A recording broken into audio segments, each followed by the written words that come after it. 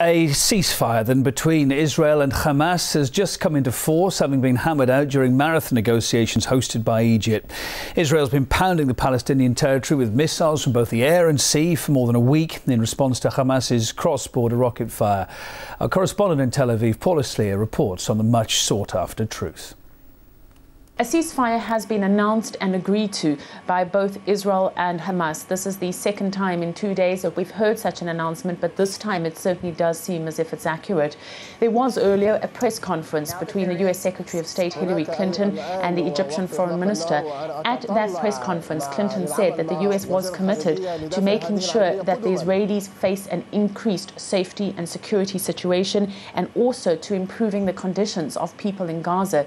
Egypt, for its side, has said that Cairo has a historical duty to represent and help the people of Palestine. Now, the Israeli Prime Minister, Benjamin Netanyahu, earlier held a telephone call with the American President Barack Obama.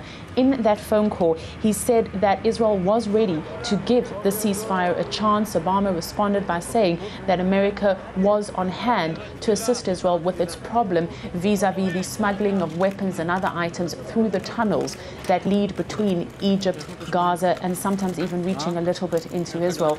Israel is, of course, very concerned around the claim that it needs to lift its blockade. The information we have is that while agreeing to the ceasefire, it has not given the nod that, in fact, it will lift the blockade it has had on Gaza for several years now. Now, the ceasefire is a surprise to everyone. It comes after a bloody day, both in Israel and in Gaza. We have no details at this stage in terms of what exactly are the terms of the ceasefire. We'll need to wait and see exactly what the two sides have agreed on. But earlier on Wednesday, there was a bus bombing in Tel Aviv. 28 people were injured, and very much the reaction after that bus bombing was that Netanyahu was now going to launch a ground offensive into Gaza rather than announce a ceasefire. So definitely here in Tel Aviv, people have been taken by surprise. Today, Wednesday, there were some 85 rockets that were fired into Israel. At the same time, 4 Israeli soldiers were injured.